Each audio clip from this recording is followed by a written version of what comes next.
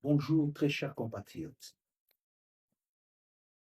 C'est moi, M. Nathalie Mboumbazouzi, qui a décidé de parler avec vous concernant le prescrit de la science de l'économie publique et des finances publiques. Pourquoi je parle ainsi? C'est parce que le souci est que nous puissions arriver à comprendre comment la vie de l'État est intimement liée avec ces deux sciences. Et ce sont ces deux sciences qui aujourd'hui me poussent à solliciter la révision de la Constitution parce que ces deux sciences qui organisent la vie et la gestion de l'État ne sont pas connues par nous en Afrique de manière générale, mais particulièrement en RDC. Et partant de mes études et recherches faites, c'est comme ça que je suis arrivé à comprendre beaucoup de choses, vu aussi ma formation professionnelle qui est, je suis licencié en économie publique et industrielle. Aujourd'hui, détenteur aussi d'un master.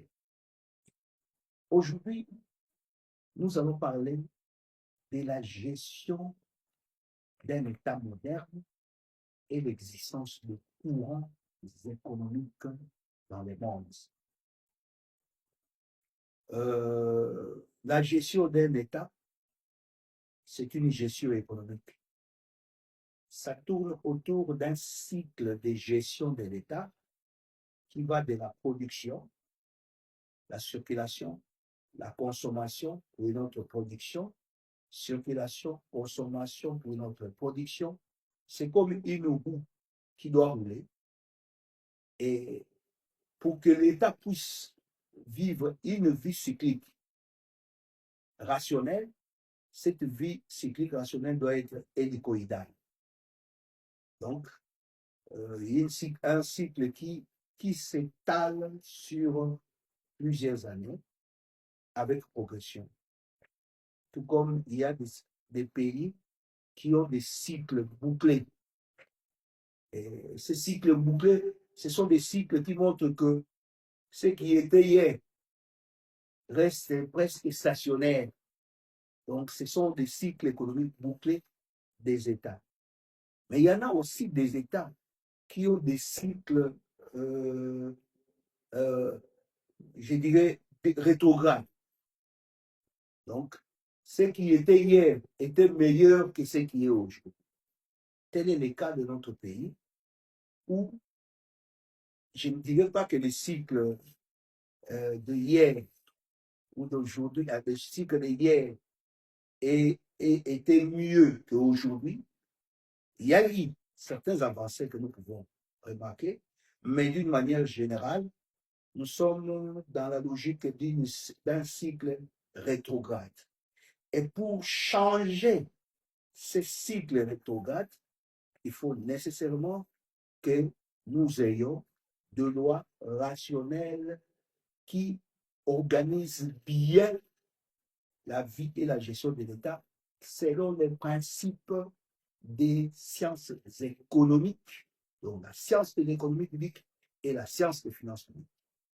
Alors, pour bien comprendre cette notion que je viens de présenter, voilà pourquoi j'ai présenté notre titre d'aujourd'hui, qui présente la gestion d'un État moderne et l'existence de courants économiques dans le monde. En principe, il existe 4 courants économiques dans le monde. Le premier courant est né avec l'homme. C'est le courant interventionnisme du capitalisme qui dirige le monde. Le courant économique, le courant interventionnisme du capitalisme qui dirige le monde, c'est lié à la nature de l'homme, à la recherche du profit, à la recherche du lucre pour soi-même. C'est pratiquement l'égoïsme, c'est pratiquement la nature de l'homme qui nous pousse a toujours gagné pour notre propre profit, pas pour le profit de tout le monde. Donc, c'est l'intérêt privé qui règne. Et ce courant, quand on appelle ça le courant interventionnisme du capitalisme qui dirige le monde, c'est par rapport à sa force. C'est ce courant qui a permis à l'homme blanc, dans les années 1400, à chercher à faire la découverte de nos pays. Et c'est ce courant qui a permis que la Belgique, l'Europe puissent chercher à coloniser l'Afrique. C'est ce courant qui fait en sorte que les États-Unis se considèrent comme les présidents du monde. Il peut dicter tout le monde ce qu'il veut. C'est parce que nous sommes dans le cadre du courant économique qu'on appelle le courant interventionnisme du capitalisme dans le monde. Le deuxième courant, c'est le courant économique libéral et capitaliste. Le courant économique libéral et capitaliste est venu avec l'avènement du libéralisme. Donc, je dirais que c'est pratiquement la science de l'économie politique. Parce que le courant économique libéral est scientifique. C'est grâce à ce courant économique libéral que nous avons eu des industries avec des principes, par exemple, l'industrie qui crée des villes. C'est un principe de gestion de l'économie libérale. L'industrie qui crée des villes. C'est grâce aux industries, à l'installation des industries, que les villes ont été créées. Parce que l'industrie avait besoin de main-d'œuvre et toutes les personnes qui vivaient dans des châteaux devaient chercher à se retrouver à côté de l'industrie et ils créaient ce qu'on appelle la cité. Donc la cité est née grâce à l'existence de l'industrie qui avait besoin de la main-d'œuvre et la main-d'œuvre qui se met autour de l'usine et il y a une cité qui se crée. Et c'est grâce à l'existence de ces cités-là qu'il est arrivé que nous ayons l'État. Et cet État qui était venu à cette époque-là, on l'appelait l'État gendarme. Donc, l'État était là juste pour faire la police. L'État ne pouvait pas intervenir dans l'économie. Il était là juste pour faire la police, hein, la sécurité de l'industrie, la sécurité de l'économie. C'est comme ça qu'on appelle ce courant-là le courant économique libéral et capitaliste.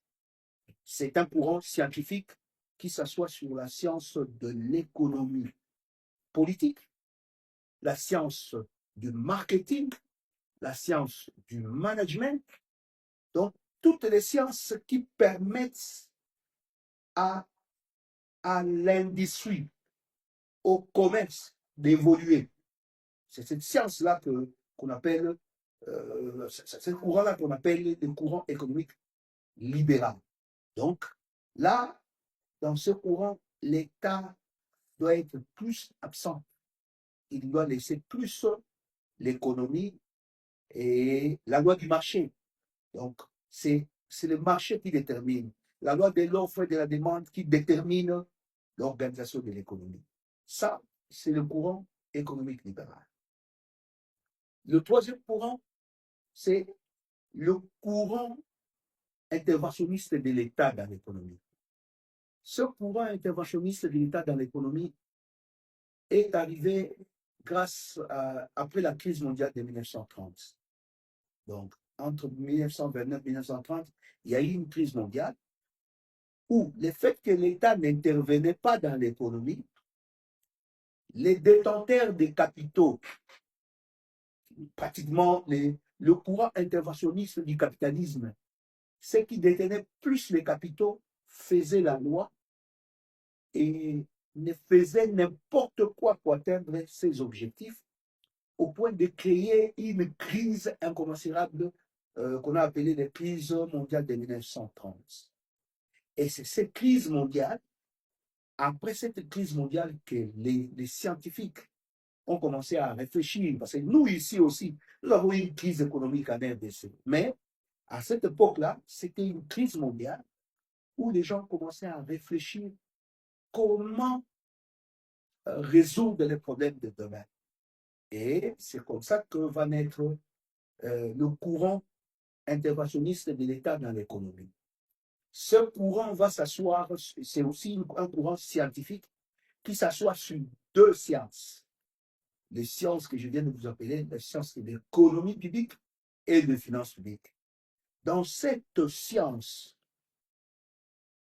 on est arrivé à dire, grâce à Keynes, parce que c'est Keynes qui est le maître, notre maître, donc nous sommes des Keynésiens, c'est grâce à Keynes qui a dit que si l'État n'intervient pas dans l'économie pour réguler les attitudes, les habitudes et les comportements des citoyens ou des entreprises, rien ne va marcher. Voilà pourquoi on a vu le besoin d'avoir un État interventionniste qui doit réguler les habitudes, les aptitudes et le comportement des citoyens à travers l'existence de lois rationnelles. Voilà pourquoi les lois sont arrivées. Et c'est grâce à la loi, aux lois que nous pouvons aujourd'hui appeler l'existence de l'État un État moderne. Parce que c'est un État qui ne vise que trois objectifs principaux, à savoir la réalisation de l'intérêt général. Deuxième, la réalisation de la justice distributive du patrimoine collectif. Et troisième objectif, c'est la meilleure répartition du revenu national.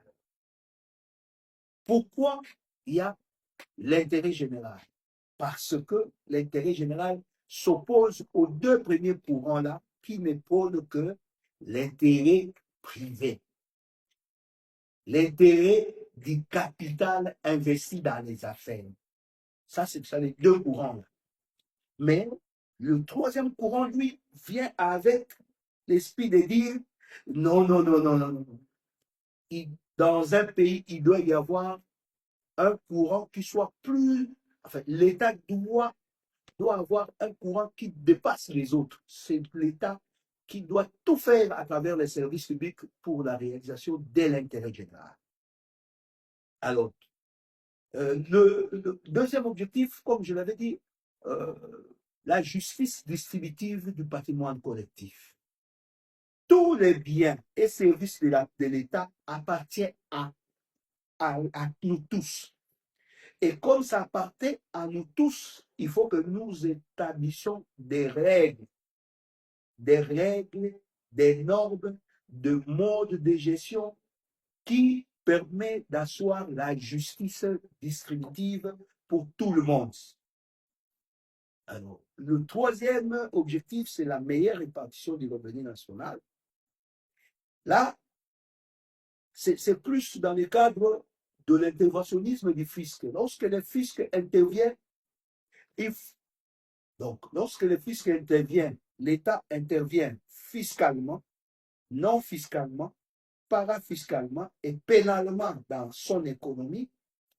Il faut qu'au finish, tout cet argent qu'il va prélever dans son économie, il puisse le restituer dans son économie à travers le budget de l'État pour effectivement réaliser l'intérêt général au niveau du budget général, la justice distributive du patrimoine collectif au niveau du budget annexe et la meilleure répartition du revenu national au niveau du budget pour ordre.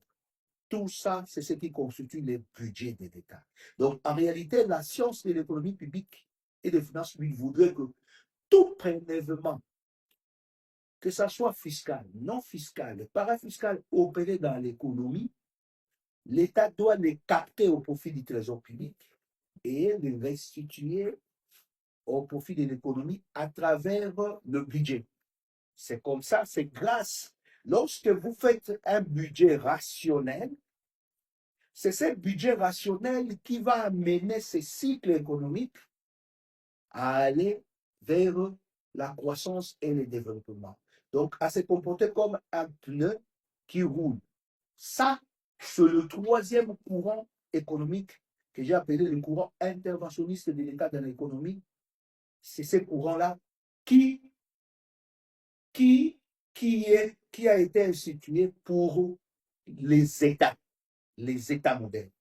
Et la RDC, comme nous sommes un pays qui se fait un État moderne, nous devons utiliser, l'État doit utiliser ce courant-là en lieu place du courant économique libéral qui veut que l'État soit gendarme. Non, si l'État est gendarme, il ne fera rien. C'est comme aujourd'hui.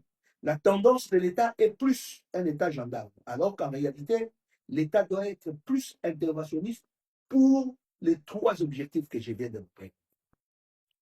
Le quatrième courant, c'est le courant interventionniste des Nations Unies dans le monde. Le courant interventionniste des Nations Unies dans le monde. Ça aussi, c'est un courant qui n'est pas tellement scientifique, mais qui est né face à l'existence du courant économique libéral, avec l'existence de l'État gendarme, qui, pratiquement l'État gendarme, son absence de l'intervention dans l'économie a amené que les États, enfin les détenteurs de capitaux puissent faire n'importe quoi sur l'économie et les pays les plus forts puissent dominer sur les pays les plus faibles. Alors, maintenant, comme l'interventionnisme de l'État dans l'économie est venu, pour compenser la force de ceux qui détiennent plus de capitaux, donc les deux courants, là, les premiers deux courants, les montent à travers la Charte des Nations Unies vers les années 48. Ils se sont dit, faisons la Charte des Nations Unies pour faire en sorte que les injustices sociales, que l'être humain ne puisse pas détruire un autre être et que les États soient des protecteurs des citoyens dans le monde. Et les Nations Unies sera maintenant notre maître à tous pour l'encadrement de tous les États du monde. Et c'est comme ça, les Nations Unies a été créé juste pour réguler les aptitudes, les habitudes et les comportements des États. Mais malheureusement, vous allez vous rendre compte que l'interventionnisme des Nations Unies aujourd'hui est pris en otage par les premiers courants que j'ai parlé, le courant interventionnisme du capitalisme qui dirige dans le monde, parce qu'aujourd'hui, ce que Trump présente, ce que les États-Unis présentent, je ne pense pas qu'il y ait un autre État qui peut parler. Et pourtant, le courant interventionniste des Nations Unies était venu pour que les États, pour réguler les attitudes, les habitudes et les comportements néfastes des États, entre les États, et même les comportements négatifs des hommes entre les hommes. Mais malheureusement, ce courant-là n'apporte pas grand-chose.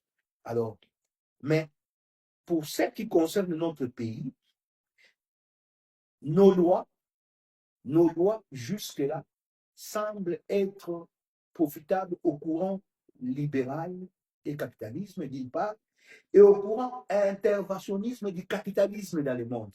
Voilà pourquoi vous constatez, par exemple, dans notre Constitution, l'article 2 et 3 voudrait à tout prix donner la personnalité juridique au service de l'État. Pourquoi? Pour diminuer la puissance publique de l'État qui doit s'imposer, qui doit intervenir. Voilà pourquoi l'article 9 de notre Constitution va jusqu'à dépouiller l'État de ces biens, parce que la vie de l'État tourne autour de ces biens et services publics. Donc, c'est comme ça qu'on dit le bien et service du domaine de l'État. Et dans ce domaine de l'État, il y a le domaine privé et il y a le domaine public. Les domaines publics est non aliénable. C'est dans les domaines privés que l'État offre, concède ou cède. Lorsqu'il cède, il veut que ça devienne pour toi définitivement. Mais lorsqu'il concède, il garde une mainmise parce que si tu les gères mal, il y a la possibilité de les récupérer. Malheureusement, tous ces modes de gestion que j'ai présentés ici, dans mon premier ouvrage, en 2007, il y avait écrit la production de l'État et le mode de gestion des services publics. Ici, j'avais présenté comment l'État doit observer 3 modes de gestion. À part la décentralisation, mais pour la gestion, décentralisation qui est propre à sa propre gestion, mais il y a les biens et services doivent être gérés en régie, en établissement public et en concession. Mais aujourd'hui, conformément à nos lois, l'établissement public est devenu comme une structure, alors qu'en réalité, l'établissement public, c'est le mode de gestion qui permet à l'État de se comporter comme un opérateur économique qui produit des biens et services, mais comme lui, c'est l'État, il ne peut pas vendre. Il ne peut pas vendre, il fixe les taux de droits, taxes et redevances pour avoir les moyens et faire sa politique de production au niveau du budget annexe. Mais malheureusement, l'absence de la connaissance de cette science dans les chefs des citoyens congolais a amené les détenteurs du courant interventionnisme du capitalisme dans le monde à torpiller l'existence d'un État moderne, à faire en sorte que les gens puissent plus regarder leurs propres intérêts au détriment de l'intérêt général. Voilà pourquoi je voulais aujourd'hui vous parler de ce 4 courants qui dirigent le monde et que si nous voulons aller vers la croissance et le développement, nous devons opter pour le courant interventionniste de l'État dans l'économie avec un État fort, un État puissance publique qui intervienne pour réguler les habitudes, les aptitudes et les comportements et des citoyens et des détenteurs des capitaux, parce que ces gens-là sont plus puissants